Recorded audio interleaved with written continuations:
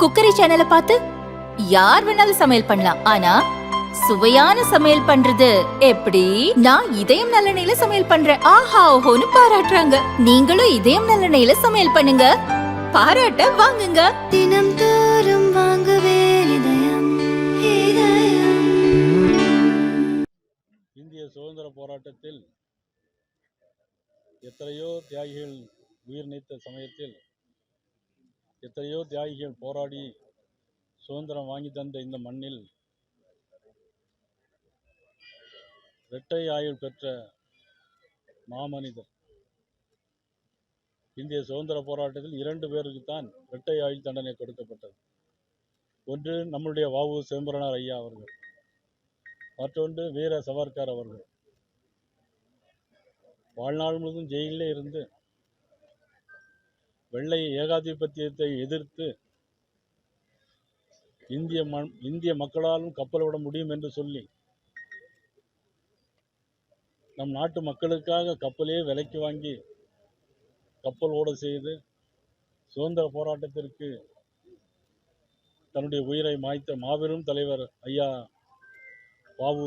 சிதம்பரனார் அவர்களுடைய இந்த 154வது பிறந்த நாளில் அவர்களுக்கு மரியாதை செலுத்துவதில் நாங்கள் பெருமிதம் கொள்ளுகிறோம்.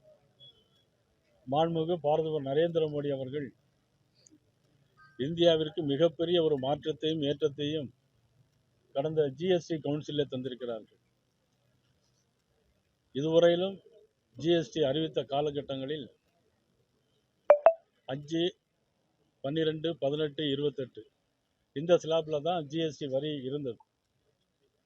ஆனால் இப்பொழுது அந்த 12ஐ நீக்கிவிட்டு அதில் 90% மேலே உள்ள வரிகளை 5% அவர்கள் இணைத்திருக்கிறார்கள். 28% 18% குறைத்திருக்கிறார்கள். இதில் பெரிய கன்சியூமர்களுக்கு பெரிய நமக்கு லாபம் இருக்கிறது.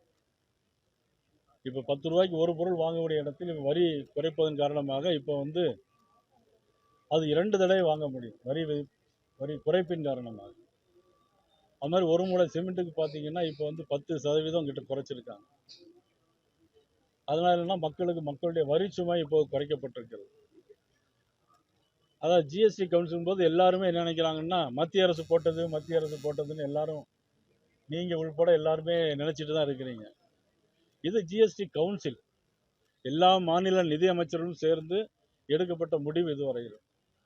ஆனால் இப்போ மாநிலங்கள் எப்பொழுதுமே எதிர்த்து பேசக்கூடிய எதிர்கட்சிகள் இருந்து கொண்டே தான் இருக்கும் நாட்டில்.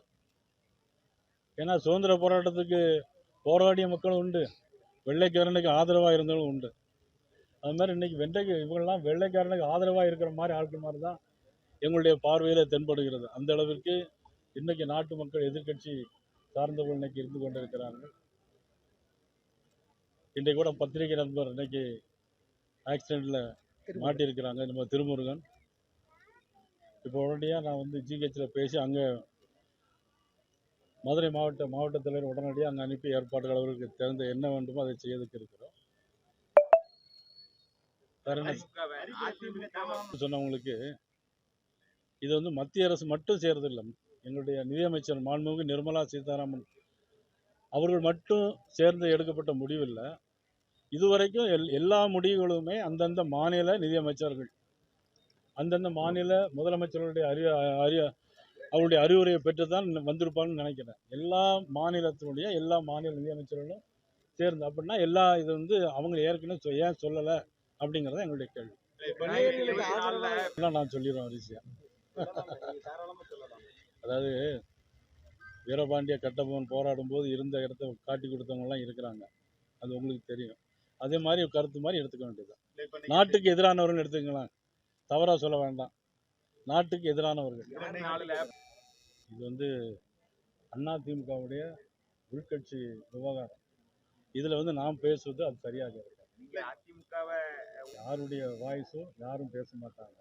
அவங்கவுங்க சொந்த வாய்ஸ் இருக்கும், அந்த வாய்ஸ்ல அவங்க பேசுவாங்க. இதுல பாத்தீங்கன்னா அவங்க இதுவரைக்கும் ஒன்னா இருந்தாங்க, அமைச்சராக இருந்தாங்க. அவங்களுடைய கருத்தை பேசுறாங்க, அது அவங்களுக்குள்ள பேசி முடிக்க வேண்டும். என்ன பொறுத்தவரையில் எல்லாரும் ஒற்றுமையாக இருந்தால் இந்த திமுக ஆட்சியை நிச்சயமாக அகற்ற முடியும். எனக்கு தேவை வந்து, எங்களுக்கு தேவை வந்து, இங்கே நடைபெறுகிற இப்போ வந்து பார்த்தீங்கன்னா தெருவில் கூவி கூவி விற்கிறாங்க. என்னதை வைக்கிறாங்க? ஸ்கூலுக்கு முன்னாடியும் காலேஜுக்கு முன்னாடியும் போதைப் பொருள் விற்பனை நடந்துகிட்டே இருக்கு. பாலியல் வன்கொடுமைகள் தொடர்ந்து நடந்துகிட்டே இருக்கு. லாக்அப் டெத்து 24 டெத்து நடந்து முடிஞ்சிருக்கு. அதில் ஒரு டெத்துக்கு மட்டும்தான் சாரின்னு முதலமைச்சர் சொல்லியிருக்கிறாங்க. அது பிறகு பார்த்தீங்கன்னா வெளிநாட்டுக்கு இன்றைக்கி 4-5 தடவை முதலமைச்சர் போயிட்டாங்க. இப்போ போயிருக்காங்க, போயிட்டு அங்கே இருந்து நிறைய ஒப்பந்தம் போட்டதாக சொல்கிறாங்க. நான் ஏற்கனவே அறிக்கை விட்டுருந்தேன். அந்த அறிக்கையில் பார்த்தீங்கன்னா திமுக தொழில்துறை அமைச்சர் மதிப்புக்குரிய டிஆர்பி ராஜா அவர்கள் என்ன சொல்லியிருந்தாங்கன்னா, ஏன் மாநில தலைவர் பொய்யா சொல்கிறாரு அப்படின்னு பொத்தாம்பொதுவாக சொல்லியிருக்காரு. நான் தேதி வாரியாக 2 கம்பெனிக்கு தேதி வாரியாக நான் கொடுத்துருந்தேன். அதில் பார்த்தீங்கன்னா அது பிறகு பதிலே இல்லை. அது இதெல்லாம் பார்க்கும்போது ஏற்கனவே நீங்கள் வெளிநாடு போயிருக்கீங்க, ஒரு வெள்ளை அறிக்கை தாங்கன்னு கேட்டிருந்தேன். அங்கே தரவே இல்லை இதுவரை. அதனால் நாட்டில் வந்து சொத்து வரி உயர்வு, மின்சார கட்டண உயர்வு, அதாவது சிறு குறு தொழிற்சாலைகள் ஆண்டுதோறும் மின்சார கட்டணம் வந்து உயர்த்தியிருக்கிறாங்க. அது டேரிஃபில் உயர்த்தியிருக்காங்க, டெபாசிட்டுக்கு உயர்த்திட்டே இருக்கிறாங்க. இதையெல்லாம் மாற்றம் கொண்டு வர வேண்டும். மக்களுக்கு எப்படி பாரத நரேந்திர மோடி அவர்களும் எங்களுடைய நிதியமைச்சர் மாண்பு நிர்மலா சீதாராமன் அவர்களும் எப்படி வரி குறைப்பு செய்திருக்கிறார்களோ அதுபோல் மக்களுக்கு நன்மை செய்வதற்கு ஒரு மாற்று அரசாங்கம் வேண்டும். அது எங்களுடைய தேசிய ஜனநாயக கூட்டணியாக இருக்கும் என்பது. தேசிய ஜனநாயக கூட்டணியை அரசியலில் எதுவுமே நிரந்தரமாக இருக்காது. இன்னும் தேர்தலுக்கு வந்து பார்த்தீங்கன்னா இன்னும் 7 மாதம் இருக்கு. கடைசி 1 மாதத்தில் கூட நிறைய நிகழ்வு மாற்றங்கள் வரும். அதனால் மாற்றங்கள் வரும். வரும் ஆட்சி மாற்றங்கள் வரும். ஆட்சி மாற்றங்கள் நடக்கும். நிச்சயமாக நல்லது நடக்கும். 10 நாட்களில் சொல்கிறது நல்ல விஷயம் தான். நீங்க எடப்பாடி பழனிசாமி அவர்களோடு பேசுறதுக்கு வாய்ப்பு இருக்கா? கூட்டணிக்காக அழைத்து அது குறித்து மாண்புமிகு இபிஎஸ் அவர்கள் பேசுவார்கள். அவங்க தான் பேசணும். தேவைப்பட்டால் நம்ம பேசணும். உங்களுடைய கூட்டணி வெற்றி பெறணும்னா எல்லாத்தையும் ஒன்று சேர்க்க ஆரம்ப காலத்திலிருந்து நான் அதை சொல்லிகிட்டே இருக்கேன். யாரெல்லாம் வேணும்? எல்லாருமே இணையணும் எக்ஸப்ட் திமுக. ஓரணியில வரணும் எல்லாரும் வரும்.